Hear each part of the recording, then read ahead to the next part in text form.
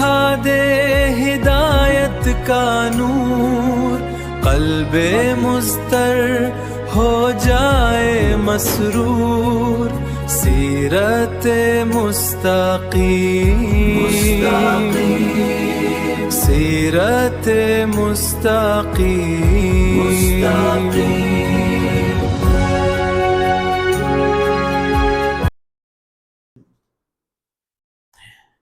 اشہد ان لا الہ الا اللہ وحدہ لا شریک لہ واشہد ان محمدا عبدہ ورسولہ۔ اللہم صلی علی سیدنا و سندنا محمد وعلی آل سیدنا و سندنا محمد وبارک وسلم۔ قرآن مجید کا اوپننگ چیپٹر سورۃ الفاتحہ، جہاں اہم ترین مضامین کو بیان کر رہا ہے اور پورے قرآن مجید کے خلاصے کو اپنے اندر سموئے ہوئے ہے، وہیں انسان کی ایک خاص جہت اور خاص سمت کی طرف متوجہ کرتا ہے اور اس کی ضرورت کو ہائی لائٹ کرتا ہے۔ اور وہ ضرورت کیا ہے؟ وہ ضرورت ہدایت کی ہے۔ ایمان کے بعد سب سے اہم ترین نعمت وہ نعمت ہدایت ہے۔ اب یہ نقطہ ذہن نشین رکھیے کہ ہدایت کے دو اینگل، ہدایت کے دو بنیادی زاویے۔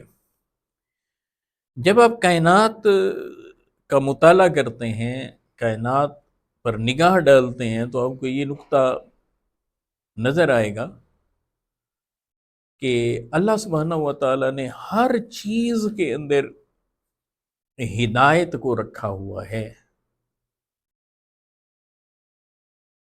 جو بھی مخلوق آپ کو نظر آئے گی اس کے لیے ہدایت کا پورا اہتمام کیا گیا ہے۔ اب ایک ہدایت ہے ہدایت فطری۔ مثلا آپ دیکھیے کہ سورج نظام شمسی کے ماتحت اپنا سفر جاری اور ساری رکھے ہوئے ہیں، چاند ستارے یہ اپنے اپنے نظام میں متحرک ہیں اور اس میں مسلسل چلے جا رہے ہیں۔ آپ اس اعتبار سے نظام شمسی کا مطالعہ کریں تو آپ کو نظر آئے گا کہ ہمارا پورا نظام جو ہے وہ خلا میں نامعلوم سمت میں سفر کو طے کر رہا ہے۔ اور ماڈرن سائنس ہمیں یہ بھی بتاتی ہے کہ کتنی تیزی کے ساتھ یہ سفر جاری اور ساری ہے۔ نووا پورا ایک ہمیں اس نظام کی ایک پوری جھلک دکھاتا ہے۔ اب سوال یہ پیدا ہوتا ہے کہ سورج کو یہ گائیڈ لائن کیسے ملی؟ چاند ستاروں کو یہ گائیڈ لائن کیسے ملی؟ اسی طرح سے آپ دیکھ لیں، مکڑی کو آپ دیکھیں وہ جالا بنتی ہے، مچھلی کو دیکھیں وہ پانی میں تیرتی ہے۔ مچھلی جالا نہیں بنے گی، مکڑی پانی میں نہیں تیرے گی۔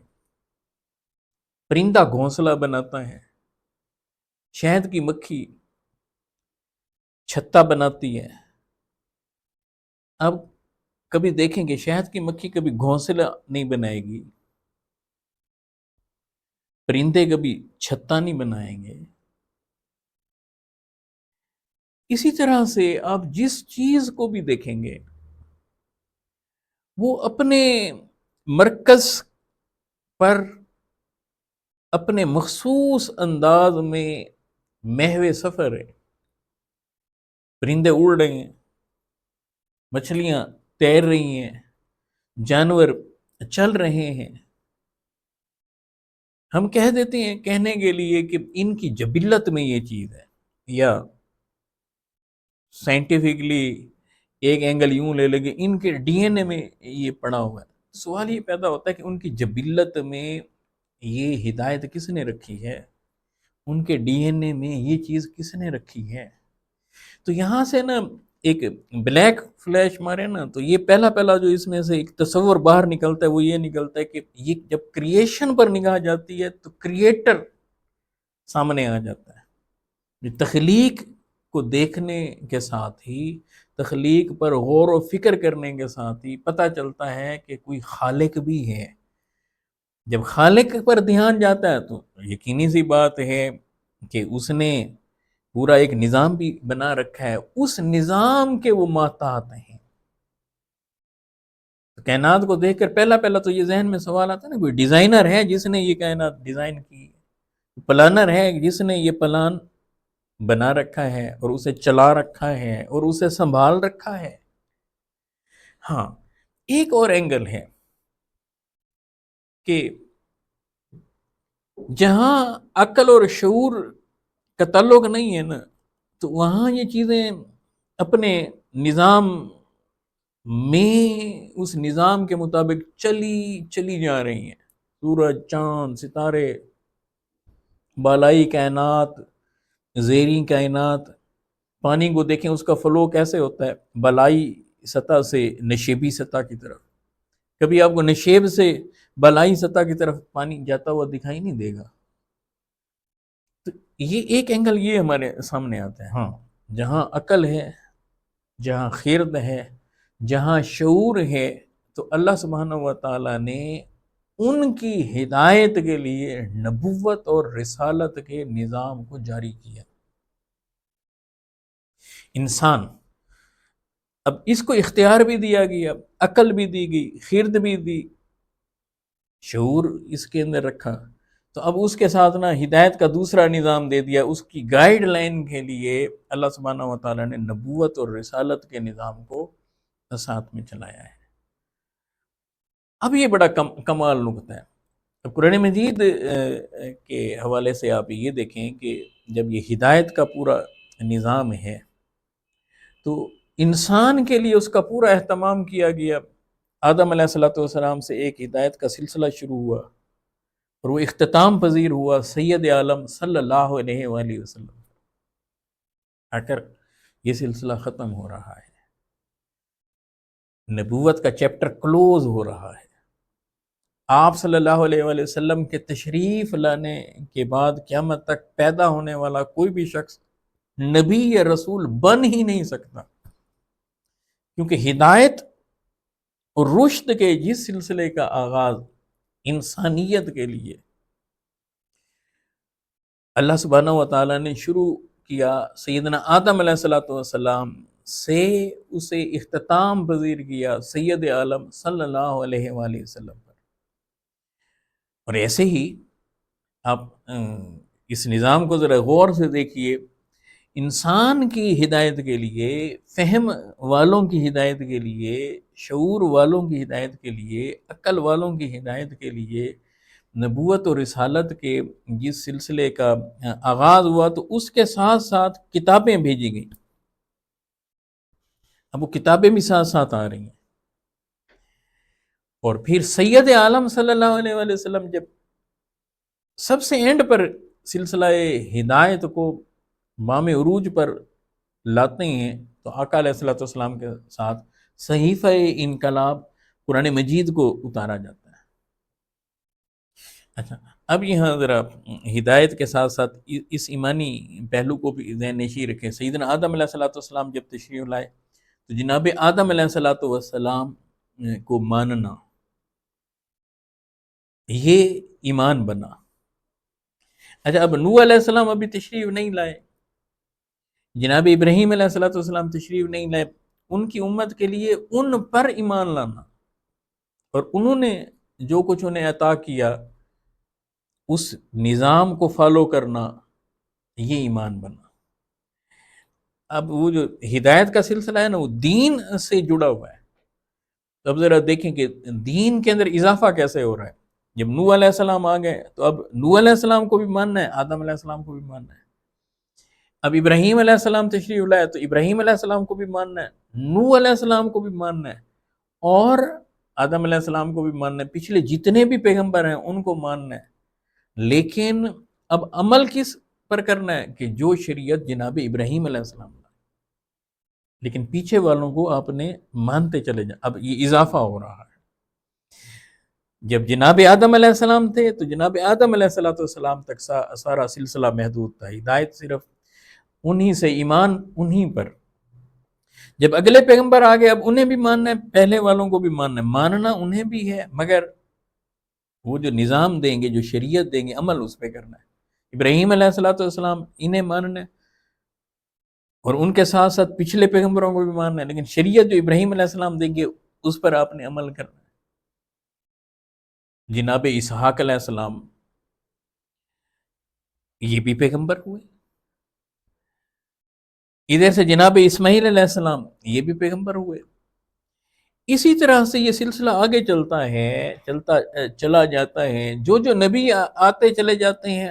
اب ذرا آپ دیکھیں کہ دین میں اضافہ ہو رہا ہے، ماننے کے اعتبار سے، ایمان لانے کے اعتبار سے، اور پیچھے والوں کو بھی ساروں کو ماننا ہے، مگر وہ جو پیغمبر کا عہد پائیں گے، اس پیغمبر کے عہد میں ان کے لائے ہوئے نظام پر، ان کی لائی ہوئی شریعت پر عمل کرنا ہے۔ حتیٰ کہ یہ سارا سلسلہ چلتے ہوئے جناب موسیٰ علیہ السلام تشریف لائے، جناب عیسیٰ علیہ السلام تشریف لائے، تو وہ جو دین ہے جس کا آغاز آدم علیہ السلام سے ہو رہا ہے، وہ جو ہدایت کا نظام ہے جس کا آغاز آدم علیہ السلام سے ہو رہا ہے، اب اس میں اضافہ ہوتا چلا آ رہا ہے، یہاں تک کہ کتابیں بھی بڑھ رہی ہیں، ان کو بھی ماننا ہے۔ تورات وہ اتری، اسے بھی ماننا ہے، زبور آ گئی، اسے بھی ماننا ہے، انجیل آ گئی، اب اسے بھی ماننا ہے۔ تو دین میں اضافہ ہو رہا ہے۔ ہمارے یہاں ایک کنسیپٹ ہے نا، دین میں اضافہ نہیں، ذرا دین کہاں سے شروع ہو رہا ہے؟ آدم علیہ السلام سے۔ ہدایت کا سلسلہ، رشد کا سلسلہ جناب آدم علیہ السلام سے شروع ہو رہا ہے، اور ختم کہاں ہو رہا ہے؟ سید عالم صلی اللہ علیہ وآلہ وسلم پر۔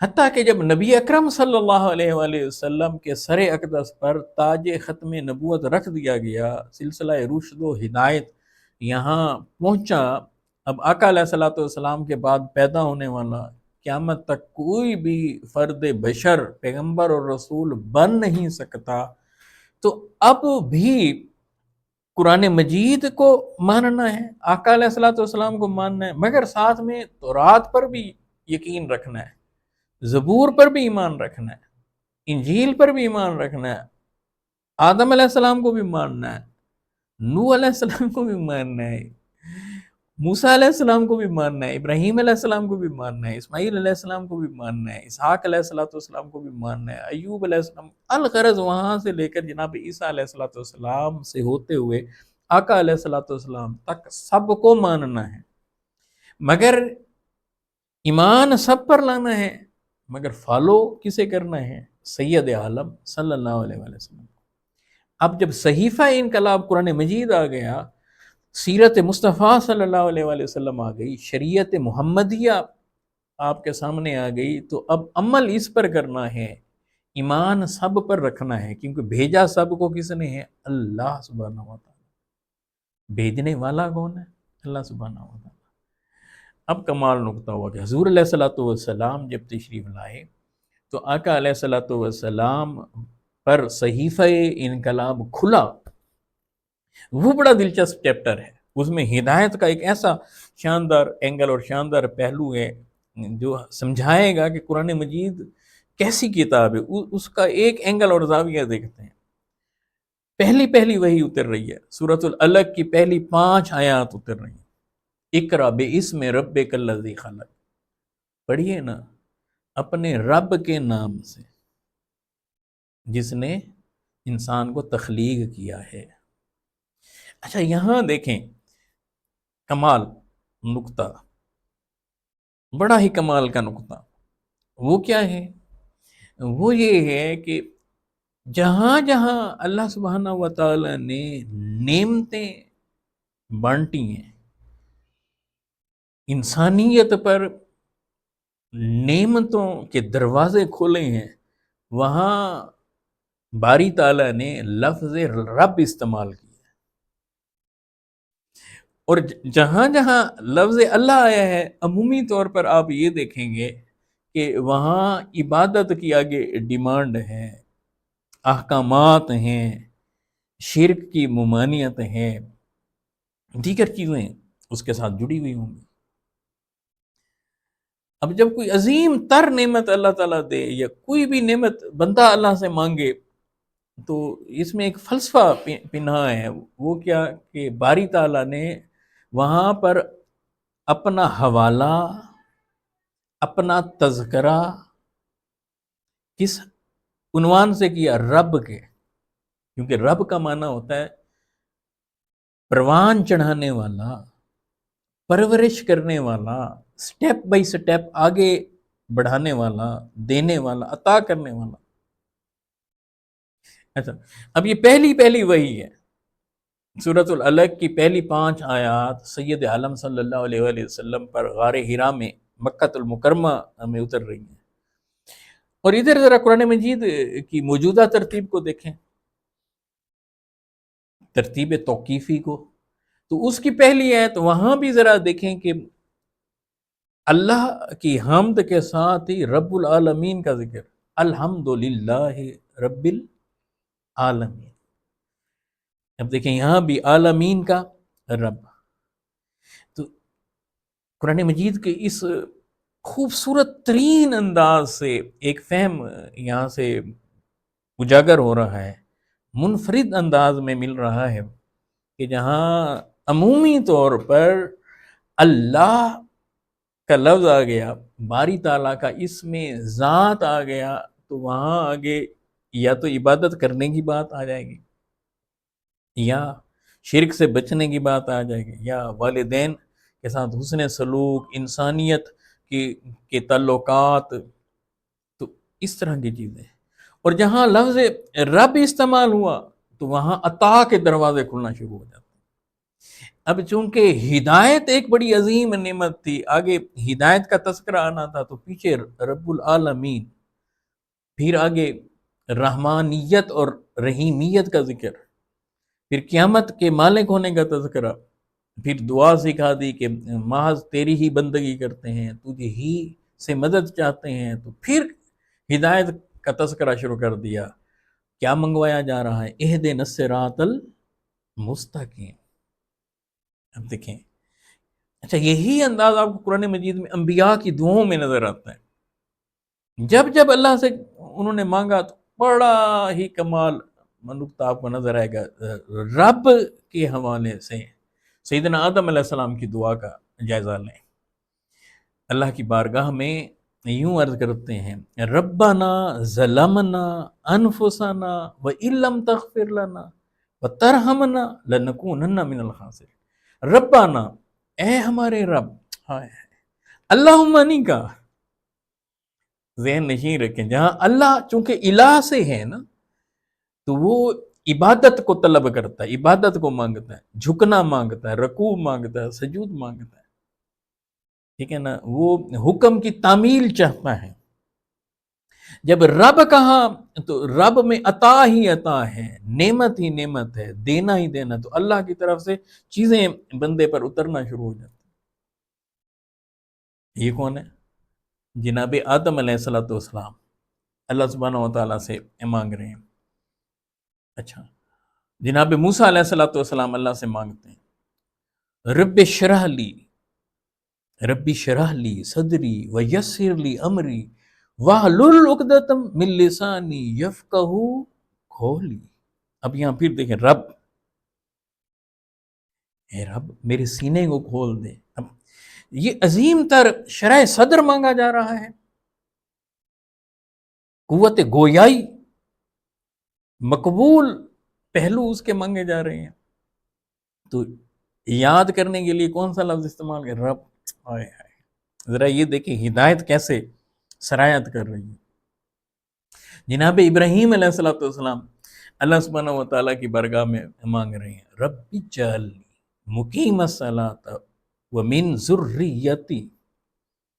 رب، اے میرے رب مجھے نماز کو قائم کرنے والا بنا دیں، میری اولاد کو میرے بیٹوں کو، میری بیٹیوں کو اب اپنے لیے اور اولاد کے لیے مانگنا تھا، اور مانگنا جب باری تعالیٰ سے تھا تو ابھی اللہ نہیں بولا، رب۔ پھر آگے پھر کیا کہتے ہیں جناب ابراہیم، ربنا وتقبل دعا، پھر ربنا ربنا وتقبل، پھر رب تیسری بار پھر مانگ رہے، ربنا اغفر لی والدیا وللمؤمنین یوم یقوم الحساب۔ اب پھر دیکھیں، اے رب میری بھی اے رب مغفرت فرما دے، میرے والدین کی، کل ایمان والوں کی، اور اس دن کہ جب تو نے ہماری حساب لینے ہیں، اکاؤنٹیبلٹی کرنی ہے، حساب کتاب کا دن، قیامت کا دن۔ سیدنا عیسیٰ علیہ السلام اللہ سبحانہ و تعالیٰ کی بارگاہ میں مانگتے ہیں، ربنا انزل علینا مائدۃ من السماء، اے ہمارے رب آسمان سے مائدہ ہی بھیج دے، دسترخوان ہی اتار دے، اپنی جناب سے خاص کھانے ہی بھیج دے، تو مائدہ کو تو ربنا، کیا کمال نقطہ، سید عالم صلی اللہ علیہ وآلہ وسلم کو تو اللہ نے دعا بھی دان کی۔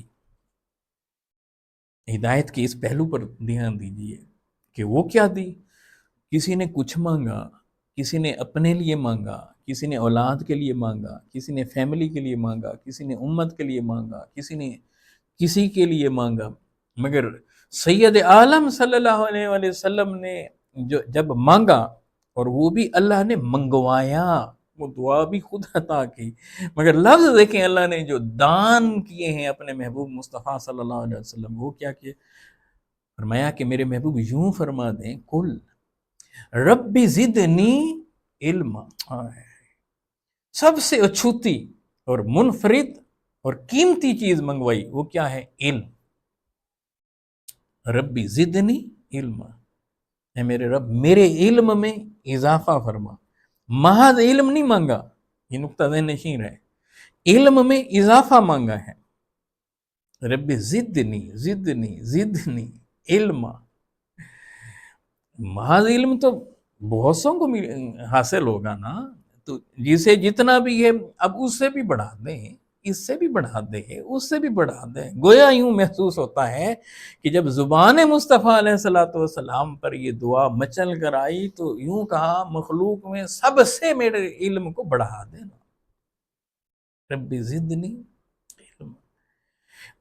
تو یہ اینگل، اب انسانیت کے لیے ہدایت کا یہ دروازہ، اور اس کے ساتھ ساتھ باری تعالیٰ ربوبیت کے طور پر ہدایت عطا فرما رہا ہے، رب یعنی جیسے رب نعمتیں بانٹ رہا ہے، تو سب سے اونچی نعمت، سب سے بہترین اور شاندار نعمت انسان کے لیے کیا ہے، ایمان کے بعد ہدایت ہے۔ تو اب ذرا دیکھیں، الحمدللہ رب العالمین الرحمن الرحیم مالک یوم الدین، اللہ کی تعریفیں بندہ کر بیٹھا، اب اسے دعا سکھائی گئی، ایاک نعبد و ایاک نستعین، جب یہ کہ صرف اور صرف تیری ہی عبادت کرتے ہیں، فقط تیری عبادت کرتے ہیں، محض تیری عبادت کرتے ہیں، تیرے علاوہ کسی کی ہم نے عبادت نہیں کرنی، بندگی نہیں کرنی، اور تجھ ہی سے صرف مدد چاہتے ہیں۔ تو پہلی اللہ نے مدد فرمائی، رب العالمین نے مدد فرمائی، کیا، اہدنا الصراط المستقیم صراط الذین انعمت علیہم غیر المغضوب علیہم ولا الضالین۔ اب اس چیز کو بھی پھر بڑے خوبصورت اینگل سے حضور علیہ الصلوۃ والسلام سے فرمایا، اے میرے حبیب یہ چیزیں آپ پہنچا دیں ان تک، وما علینا الا البلاغ المبین، آپ پر کیا ہے کہ آپ نے ان تک بس اس چیز کو پہنچا دینا ہے، ہدایت ان تک پہنچ جائے، تاکہ یہ بندہ ہدایت کے آنے کے بعد اگر اس کا منکر ہوتا ہے، اس سے انکار کرتا ہے، تو ان کے پاس کوئی جواز نہ ہو کل قیامت کے دن کہ اللہ ہمیں تو پتہ ہی نہیں تھا، ہمارے پاس تو ہدایت ہی نہیں آئی تھی۔ دیکھیں جو جمادات ہیں، نباتات ہیں، حیوانات ہیں، ان میں ودیت کر دیا ہدایت کو، مگر انسان کے سامنے ہدایت کے دونوں دروازے، دونوں راستے کھول دیے۔ اور یہ اللہ نے یہ کہ ہم تو ہدایت دیتے ہیں، وَهَدَيْنَاهُ النَّجْدَيْنِ۔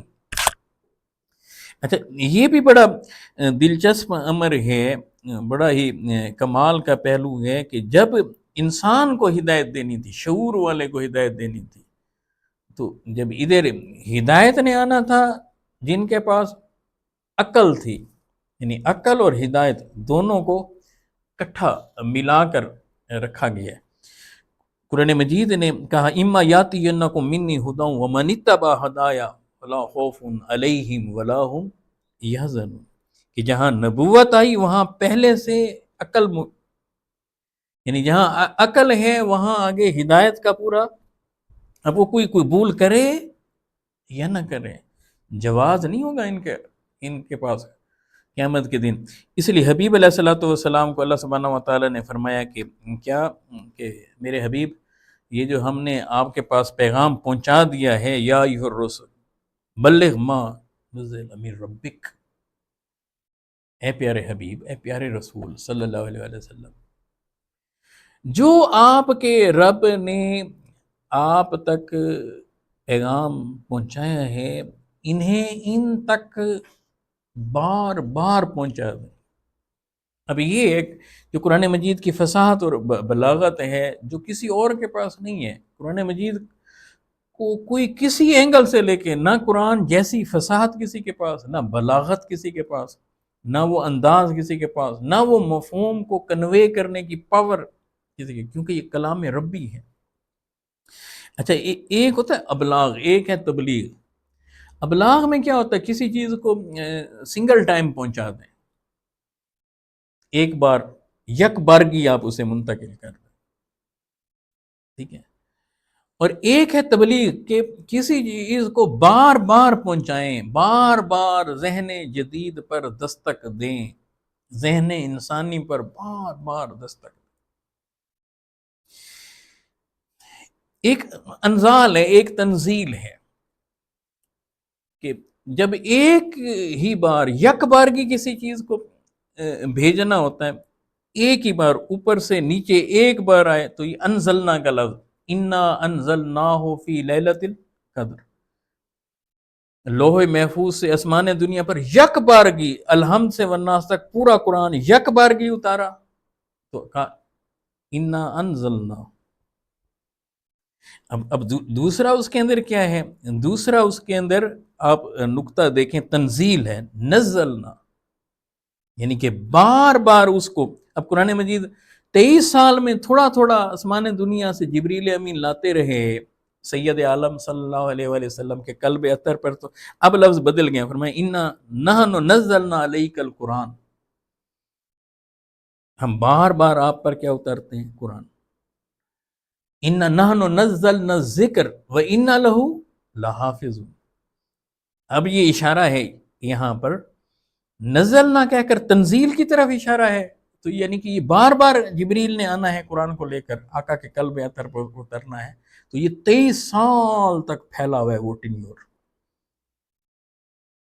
13 سالہ مکی ٹینیور اور 10 سالہ مدنی ٹینیور۔ تو یہ الفاظ کے اندر وسعت دیکھیں کہ انزال کو اور طرح سے بیان کیا، تنزیل کو اور طرح سے بیان کیا۔ اب بتائیں انسانی کلام کے اندر یہ ندرت ہو سکتی ہے؟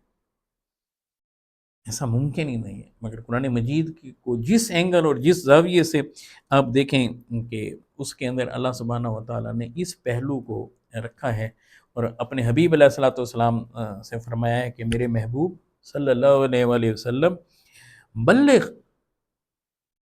ابلغ نہیں کہا، بلغ، آپ انہیں پہنچا دیں، بار بار دستک۔ تو حضور علیہ الصلوۃ والسلام نے خطبہ حجۃ الوداع کے موقع پر سب سے پوچھا، کیا میں نے اپنے رب کے اس عظیم پیغام کو تم تک پہنچا دیا ہے؟ تو سب نے کہا کہ یا رسول اللہ آپ نے اس پیغام کو پہنچا دیا۔ تو میرے حبیب علیہ السلام نے وہاں فرمایا تھا، الا فلیبلغ الشاہد الغائب، خبردار جو آج یہاں موجود ہیں میرے اس میسج کو ان تک پہنچا دے جو موجود نہیں ہیں. پھر جب ان تک یہ میسج پہنچے گا تو ساتھ یہ پیغام بھی پہنچے گا. سید عالم صلی اللہ علیہ وسلم کا فَلْيُبَلِّغُ الشَّاهِدُ الْغَائِبُ کہ ان تک آقا علیہ السلام کے میسج کو کنوے کر دو جو اب موجود نہیں ہیں. یوں قیامت تک یہ سلسلہ چلتا چلا جائے گا. اور بار بار، اب یہ تبلیغ کا معنی کیا ہوا؟ بار بار کسی چیز کو پہنچانا. تو ہدایت بار بار پہنچے گی اور ایمان کی دعوت بار بار پہنچے گی. تو ایمان اور ہدایت کا یہ سفر یوں ہی قیامت تک چلتا چلا جائے گا. اب کسی نئے نبی کی ضرورت نہیں، نئی رسالت کی ضرورت نہیں. کسی آقا علیہ السلام کے بعد پیدا ہونے والے کسی بھی شخص کو نبوت اور رسالت اب ملنے والی نہیں، نہ وہ نبی اور رسول بننے والا ہے. آقا علیہ السلام پر آ کر یہ سلسلہ ختم ہوا اور وہ بار بار حضور علیہ السلام کی دعوت ایمان و ہدایت انسانیت کے نام قیامت تک کے لیے جاری اور ساری رہے گی. اللہ سبحانہ و تعالی ہمیں بھی ایمان اور ہدایت پر استقامت عطا فرمائے، اور جب دنیا سے جانے کا وقت ہو تو ایمان اور ہدایت کے اسی نور کے ساتھ عشق مصطفی صلی اللہ علیہ وآلہ وسلم کی کیفیات کے ساتھ اللہ سبحانہ و تعالیٰ کی بارگاہ میں حاضر ہوں. السلام علیکم ورحمۃ اللہ وبرکاتہ. یا اللہ دکھا دے ہدایت کا نور، قلب مضطر ہو جائے مسرور، سیرت مستقیم، سیرت مستقیم.